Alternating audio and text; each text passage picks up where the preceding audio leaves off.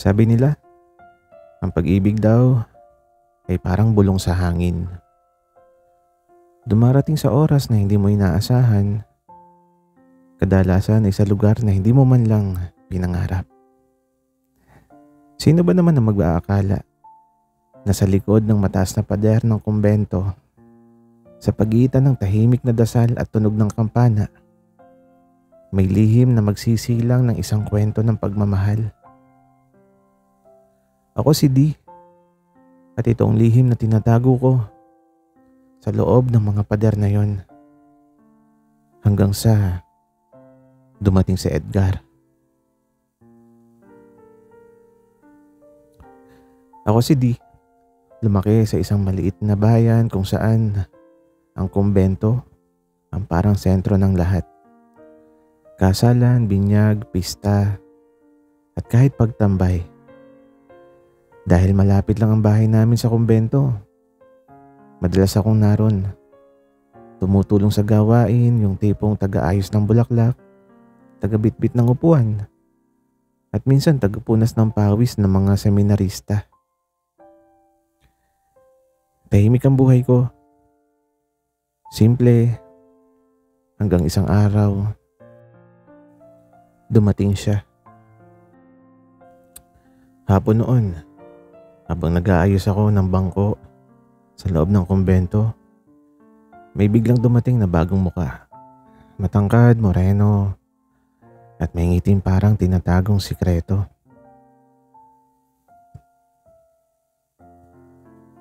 Siya si Edgar. Bagong volunteer daw galing Maynila. Medyo siplado nung una, pero halatang mabait kapag nakilala mo.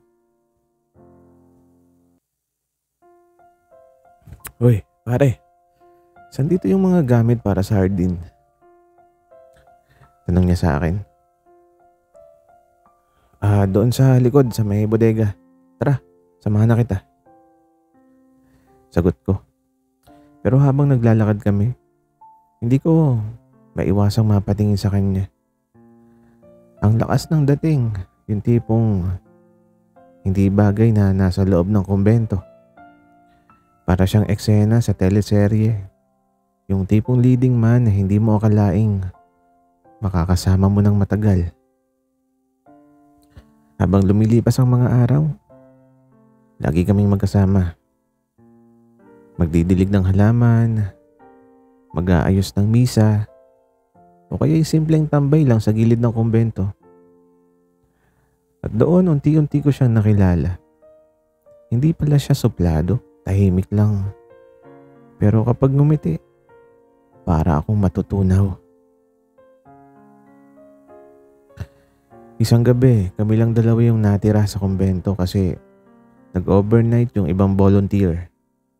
Habang nag-aayos kami ng mga bulaklak para sa misa kinabukasan, bigla niyang hinawakan ng kamay ko.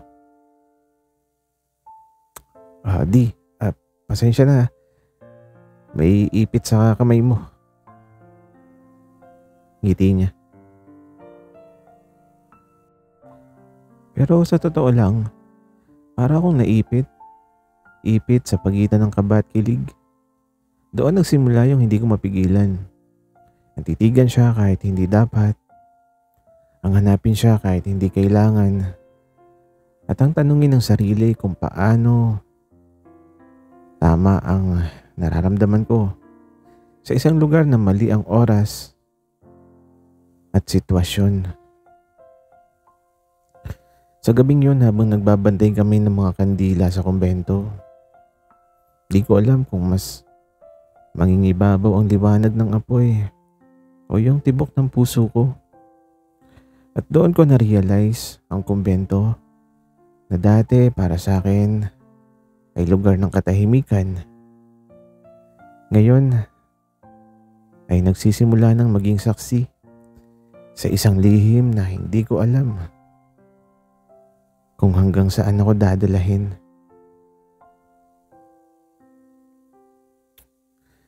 Simula nung gabing yun, hindi na ako mapakali. Para bang kahit saan ako tumingin sa loob ng kumbento, si Edgar lang ang nakikita ko. Minsan naiirita ako sa sarili ko Porke ba hinawakan niya yung kamay ko, nag-iisip na ako agad ng kung ano-ano. Pero ang totoo, may kakaibang hatak si Edgar na hindi ko kayang ipaliwanag.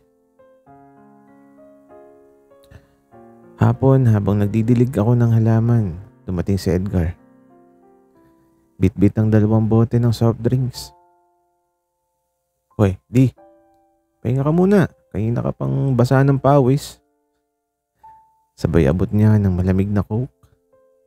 Napatingin ako sa kanya. Simple lang yung gesture. Pero, ang saya ko na kaagad. Salamat. Hindi ko alam na marunong ka rin mag-alala. Wika ako. Tapos ito, ngumisi lang siya. Sabi niya, hindi ako nag-aalala, concern lang. Napailing ako, sabi ko naman, pareho lang yun. Doon nagsimula yung tawanan naming dalawa. Sa gitna ng mga rosas at santan, parang may nabubuong lihim na unti-unti naming sinisikreto sa buong kumbento. Yung hindi nila alam pero kami, ramdam na ramdam. Kinagabihan habang nagliligpit ako ng mga upuan, bigla niyang sinara ang pinto ng hall. Di, may aaminin ako.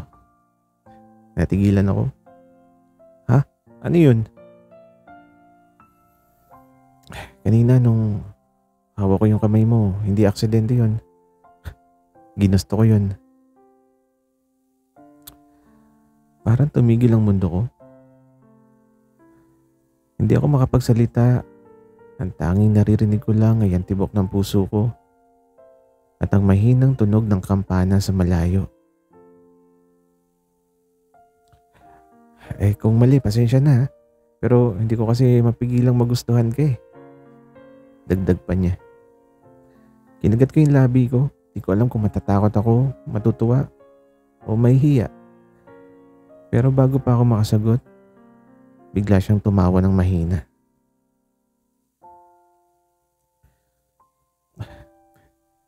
Wala kang sasabihin? Okay lang, sekreto lang natin to. At tumalikod siya, naiwan akong tulala. Hawak pa rin yung upuan na hindi ko naaayos. Sa gabing yun, alam ko nang hindi lang ako ang nakakaramdam ng kakaiba. Pero sa loob ng kumbento, bawat emosyon, bawat titig, at bawat hawak ng kamay ay bawal. Kaya't nagsimulang isang lihim na relasyon. Isang lihim na kasing tahimik ng mga dasal, pero kasing lakas ng apoy ng kandilang pilit naming tinatago.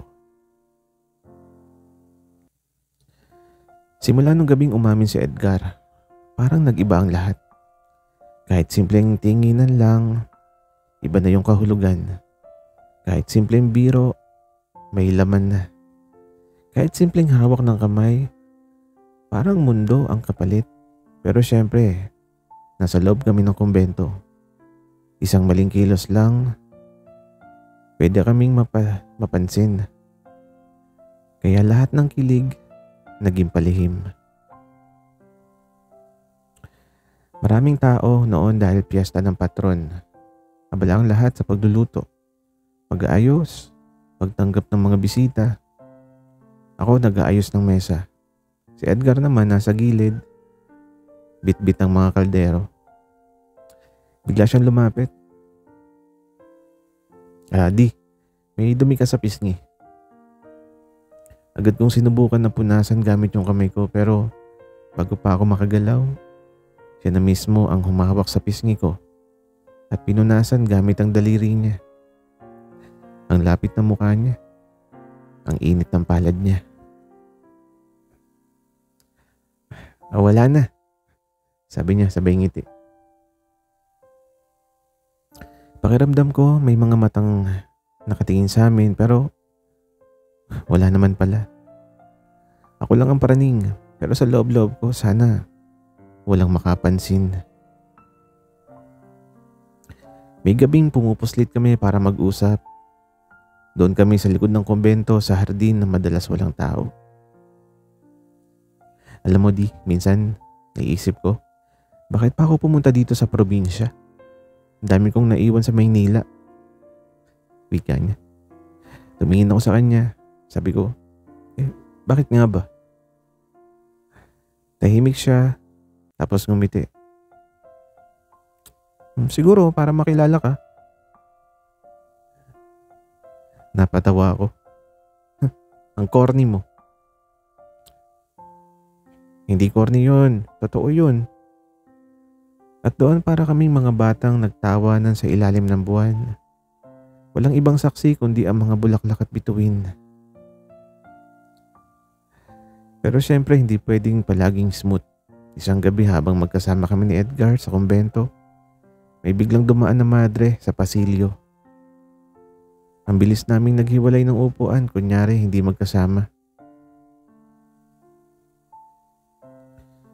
Di, pantayin mo yung sarili mo. Delikado to. Wika ni Edgar.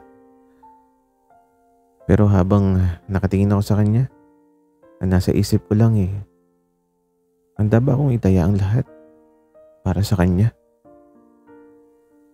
At doon nagsimula ang mga palihim naming sandali. Mga kilig na nakatago sa ngiti, sa titig, sa bawat oras na lumilipas. Sa loob ng kumbento, unti-unti, ang lihim naming relasyon ay parang apoy sa kandila, maliit pero kung hindi binantayan, baka tuluyang lumiyab at madiskubre ng lahat. Kapag ang isang lihim ay palaging tinatago, darating ang araw na muntik na itong mabunyag. At sa amin ni Edgar, dumating na ang unang pagsubok. Isang gabi sa kumbento na hindi ko makakalimutan.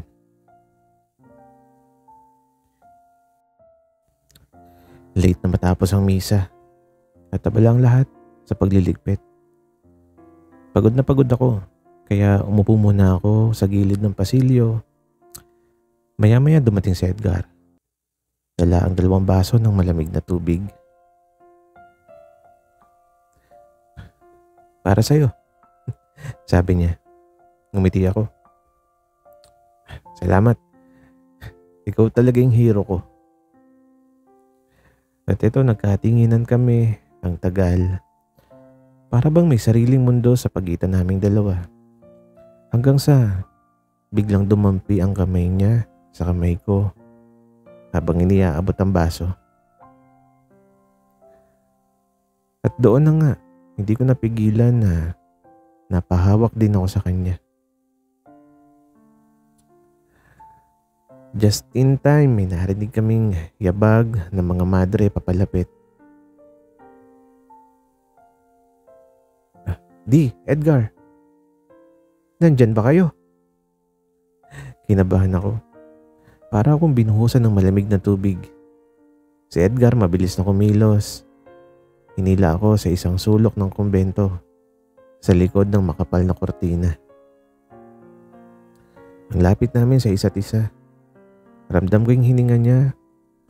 Ramdam ko yung tibok ng puso niya. Tahimik kami. Tanging tunog ng mga yabag ng madre ang maririnig habang papalapit sila.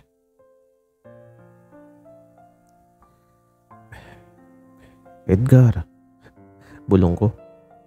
Shh. Sabi niya, sabay hawak sa kamay ko ng mas mahigpit. Napatingin ako sa kanya, ang lapit ng mukha niya at sobrang kaba ko. Hindi ko namalayan na nakatitig na pala ako ng sobra sa mga mata niya. At bago pa ako makapagsalita, dahan-dahan niyang inilapit ang labi niya.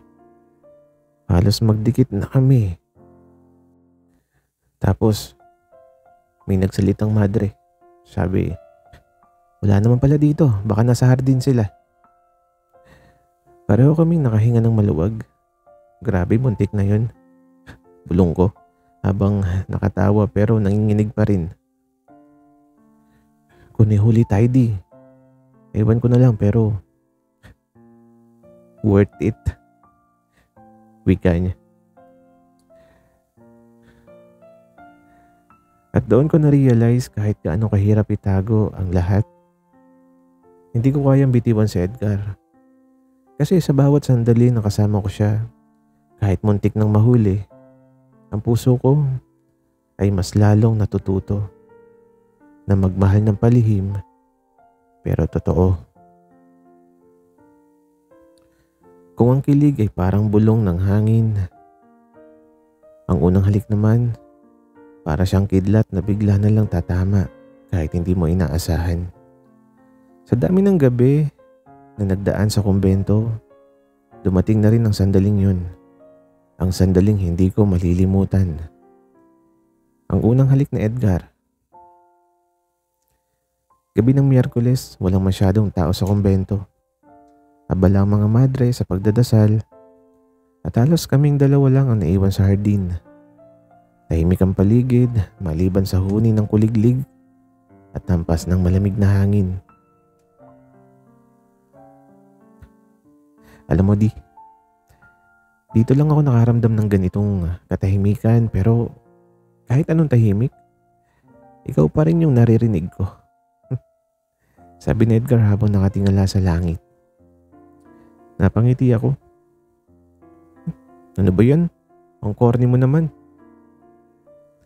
Pero bago pa ako makatanggi, lumapit siya. Hindi siya nagsalita. Hinawakan niya ang kamay ko, mahigpit pero banayad. At dahan-dahan inilapit niya ang mukha niya sa akin.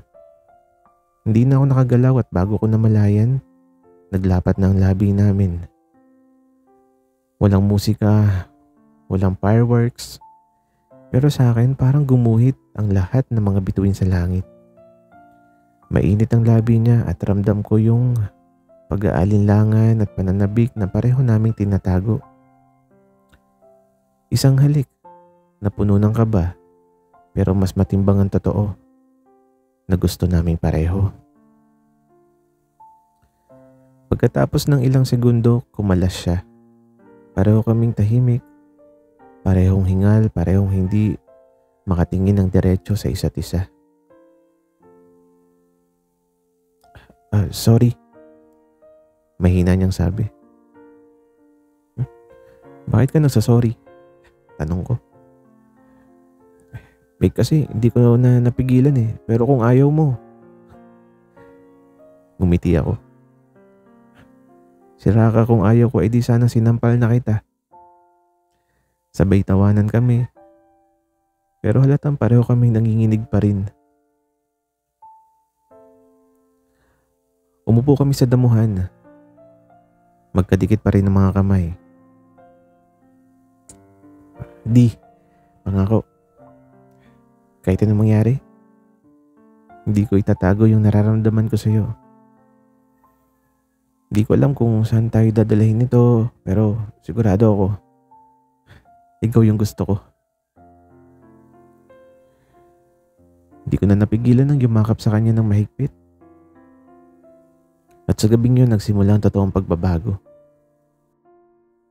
Ang kumbento, na dati ay lugar ng dasal at katahimikan, ngayon ay naging saksi sa unang halik na pinakatago-tago naming dalawa. Isang halik na nagsasabing kahit bawal, kahit delikado, may dalawang pusong pumipili pa rin na magmahal.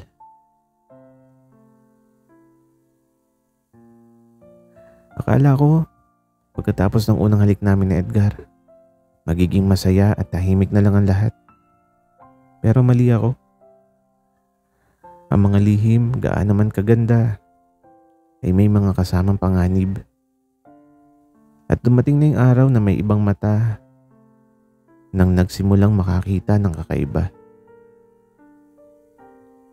Habang nag-aayos kami ng upuan sa loob ng hall, naramdaman kong may nakatingin. Napalingon ako at nakita ko si Brother Mario, isa sa mga nakakatandang volunteer.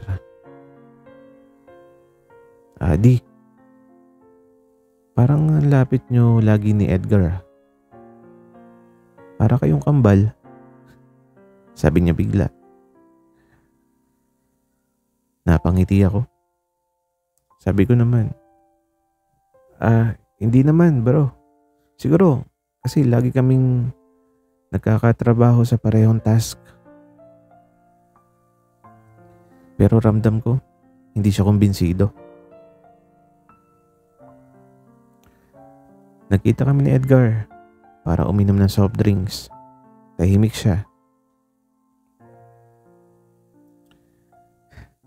Napansin ka na naman, tanong ko. Tumango siya. Oo, si Brother Mario. Kanina pa raw siya nagtataka kung bakit lagi tayong magkasama. Nabahala naman ako. Sabi ko, paano kung may makahalata? Paano kung sabihin sa iba? Tumingin siya sa akin ng seryoso. Adi, hindi ko hayaang masira ka. Kung may mangyayari man, ako yung tatanggap. Natahimik ako. Sa puso ko, gusto kong maniwala pero natatakot pa rin ako. Kinagabihan, nagbabantay kami ni Edgar ng mga kandila. Dahil inaantok ako, napasandal ako sa balikat niya. Hindi ko namalayan pumasok si Brother Mario. Uy, Di. Bakit nandito ka pa? Gulat niya.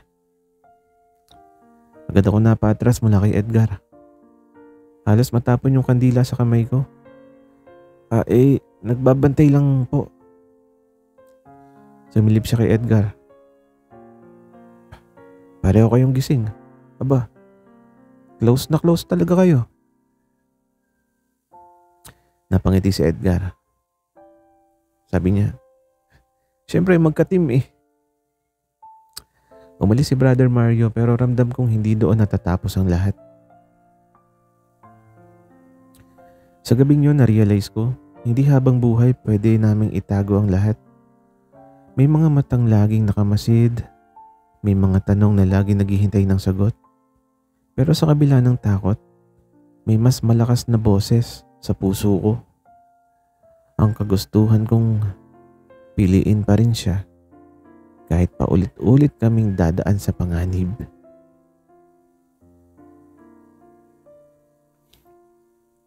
Habang palihim na lumalalim yung relasyon namin ni Edgar, lalong sumisigip ang mundo namin sa loob ng kumbento. Ang mga titig namin, mga bulong, mga hawak kamay, lahat kailangang itago. Pero minsan, ang mga pusong nagmamahal, hindi marunong sumunod sa patakaran. Pista na naman sa bayan kaya sobrang daming tao. Abala kami sa paghahanda. Maghapon ako nagbibitbit ng upuan, nag-aayos ng dekorasyon, at tumutulong sa pagluluto. Si Edgar nasa kusina. Parang aliping sa gigilid sa dami ng pinapagawa. Pagdating ng gabi, parehong halos lahat bagsak kami sa pagod. Kaya nang makita ko siyang nakaupo sa gilid ng hardin, pawis na pawis, agad akong lumapit. Uy, ayos ka lang? Tanong ko. Ngumiti siya ng mahina. Sabi niya, hindi na yata. Halos hindi ko na maramdaman yung kamay ko. Umupo ako sa tabi niya. At doon, hindi ko na napigilan. Hinawakan ko ang kamay niya. Di, huwag dito. Bulong niya sa akin. Wala namang tao, sagot ko. At doon ko naramdaman ang tibok ng puso niya sa palad niya. Hawak-hawak ko. At sa sobrang pagod namin, pareho na lang kaming natahimik. Ilang segundo pa, nagkatinginan kami. At nang akala ko'y wala nang makakakita, dahan-dahan kong inilapit ang noo ko sa noo niya. Biglang isang boses ang sumigaw. Uy, ano yun?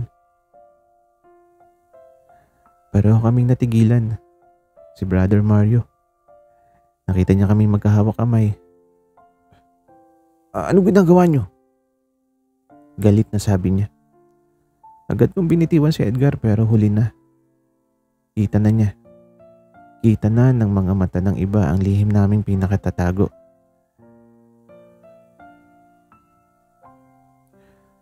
Tumayo si Edgar, diretsong nakatingin kay Brother Mario. Wala kang nakita. Nag-uusap lang kami. Magkahawa kamay? Sa gitna ng kumbento? Sagot nito, na puno ng duda. Brother, ako po yung may kasalanan. Nahilo ako kanina kaya napahawak ako sa kanya. Sabi ko agad, na halos nanginginig yung boses ko. Tahimik. Ilang segundo ng tensyon hanggang sa tumango si Brother Mario. Pero ramdam kong hindi siya kumbinsido. Mag-ingat kayo. Bawal ang mga ganyan dito. Matalim niyang sabi sabay alis. Pareho kaming napaupo ulit. Nanginginig yung kamay ko. Di, kung sakaling ma-discover talaga, handa ka ba? Bulong ni Edgar sa akin. Hindi ako nakasagot dahil sa puso ko. Hindi ko alam kung handa nga ba talaga ako. At doon nagsimula ang pinakamahirap na bahagi ng kwento namin. Ang takot. Takot na mahuli, takot na mapahiya. Takot na mawala ng isa't isa. Pero sa gitna ng lahat ng yon, mas nanaig ang isang bagay. Ang pag-ibig na kahit bawal, mas matibay kaysa sa lahat ng dasal na tinatago namin sa loob ng kumbento. Pagkatapos ng muntikang pagkahuli, para bang lahat ng oras sa kumbento ay may kasamang kaba. Hindi lang basta kilig o tawa ang dala ng bawat sandali. Ang tanong na palaging umiikot sa isip ko, hanggang saan namin kayang itago ang nararamdaman namin para sa isa't isa. Nagayos ako ng bulaklak sa altar. Biglang sumulpot si Edgar. Tahimik siya pero seryoso yung muka. Di. Kailangan natin mag-usap. Sabi niya. Kinabahan ako. Sabi ko naman. Bakit? May problema ba?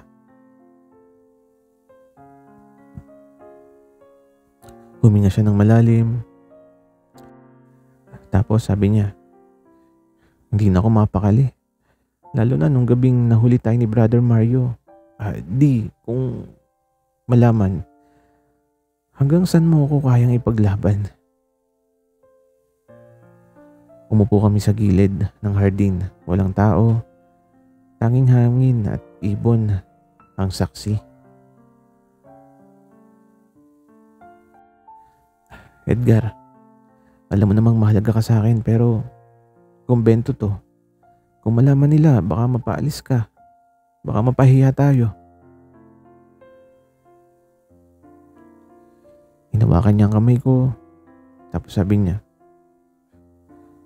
kung ako lang, wala akong paki. Ang tanong, kaya mo ba? Kaya mo bang samahan ako kahit nalihim, kahit mahirap? Natahimik ako.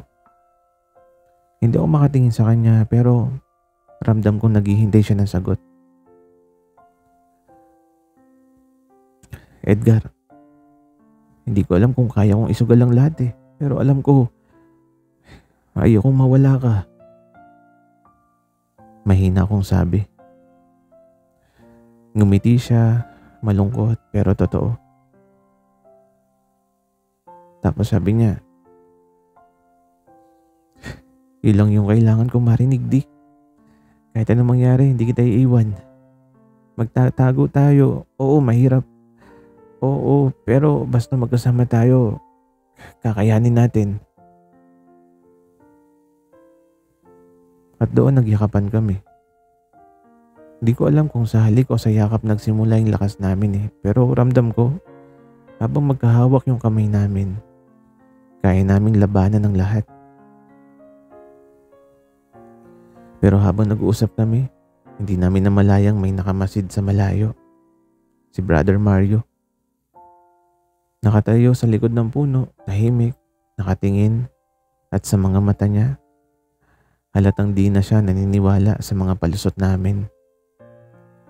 At sa sandaling yun na-realize ko, ang tanong na hanggang saan ay hindi lang tungkol sa amin, kasi baka dumating ang oras na hindi lang puso namin ang nakataya, kundi pati yung tiwala ng lahat ng tao sa loob ng kumbento. At kapag dumating ang araw na yun, handa na ba kami ni Edgar?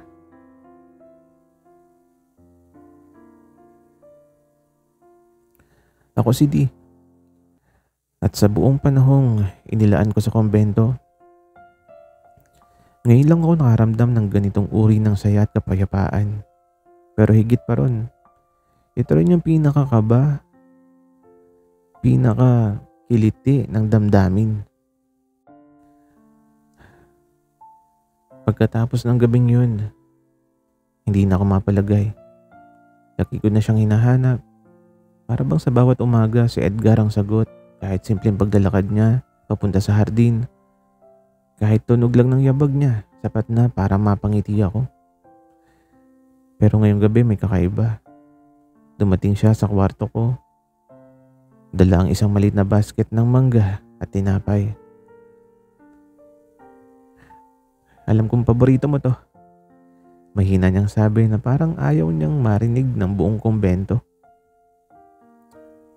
Umupo kami sa tabi ng bintana, tahimik ang paligid.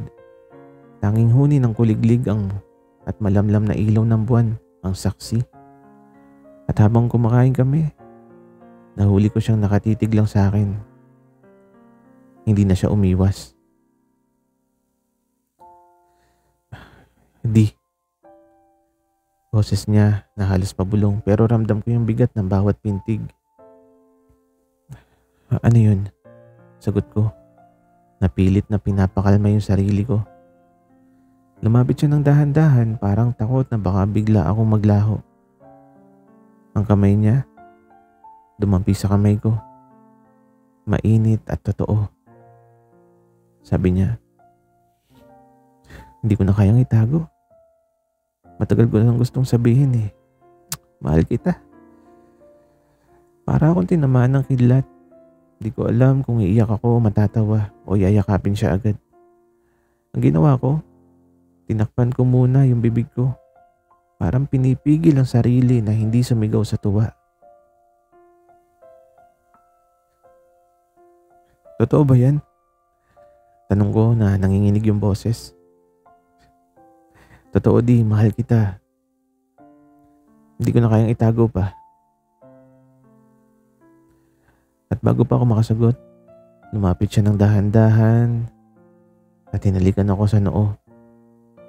Matagal at mainit na para bang sa isang simpleng dampi, lahat ng takot, lahat ng tanong nawala.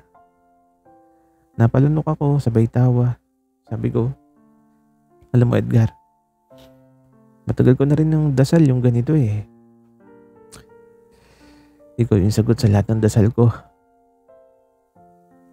At sa gabing yun, doon na nagsimulang isang pangakong hindi lang basta itinago sa pader ng kumbento. Isang pangakong nakaukit sa puso naming dalawa. Ako si D. At ito ang huling bahagi ng kwento ko.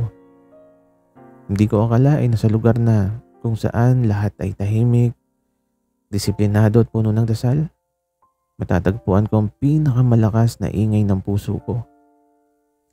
Si Edgar, ang lalaking minsan kinatatakutan ko. Kalaunay, minahal ko na ng buong buo.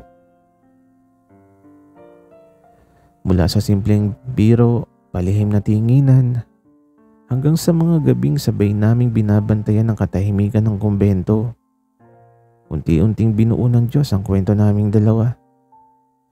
At oo, dumating yung mga araw na kinailangan naming humarap sa mga tanong ng mga tao sa paligid. May ilan na hindi makaintindi pero mas marami yung tumanggap sapagkat sa huli, Pag-ibig lang naman ang meron kami. Pag-ibig na hindi makakahon ng pader, hindi matitinag ng mga paninira, at hindi kailanman ikahihiya. Ngayon, magkasama na kami ni Edgar. Lumabas na kami ng kumbento, hindi para iwan yung pananampalataya, kundi para ipagpatuloy yung buhay at pagmamahalan sa labas. At sa bawat umaga, lagi pa rin kami nagdarasal. Pero ngayon, magkahawak ang aming mga kamay. Kung minsan ang mga lihim ng puso ay natatagpuan sa mga lugar na hindi mo inaakala.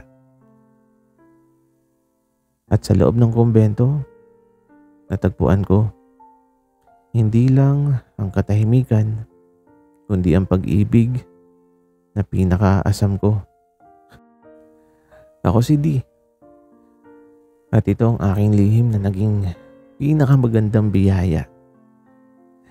Si Edgar, ang lalaking hindi ko inasahang mamahalin at mamahalin din ako.